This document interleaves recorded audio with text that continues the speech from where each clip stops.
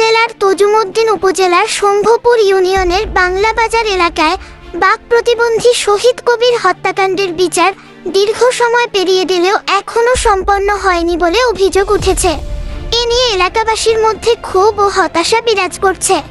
স্থানীয় সূত্রে জানা যায়, শহীদ কবিরকে নৃশংসভাবে হত্যা করা হয়েছিল। তবে ঘটনার পর দীর্ঘ সময় অতিক্রান্ত হলেও এখনও দৃশ্যমান কোনো বিচার না হওয়ায় প্রশ্ন উঠেছে তদন্ত ও বিচার প্রক্রিয়া নিয়ে। অনেকেই আশঙ্কা করছেন প্রভাবশালী মহলের কারণে বিষয়টি চাপা পড়ে গেছে।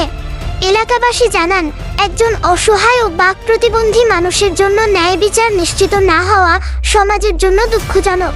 তারা দ্রুত সুষ্ঠু তদন্তের মাধ্যমে প্রকৃত অপরাধীদের আইনের আওতায় এনে দৃষ্টান্তমূলক শাস্তির দাবি জানিয়েছেন। ভুক্তভোগীর পরিবারও দ্রুত বিচার দাবি করে বলেন, আমরা শুধু ন্যায় বিচার চাই। এতদিনেও যদি বিচার না হয় তাহলে সাধারণ মানুষ কোথায় যাবে? এ বিষয়ে সংশ্লিষ্ট কর্তৃপক্ষের হস্তক্ষেপ কামনা করেছেন স্থানীয়রা। তারা মনে করেন, দ্রুত ও নিরপেক্ষ তদন্তের মাধ্যমে এই হত্যাকাণ্ডের বিচার নিশ্চিত করা জরুরি। শেষ কথা, ন্যায় বিচার প্রতিষ্ঠা না হলে সমাজে আইনের প্রতি মানুষের আস্থা কমে যাবে, এমনটাই মনে করছেন সচেতন মহল।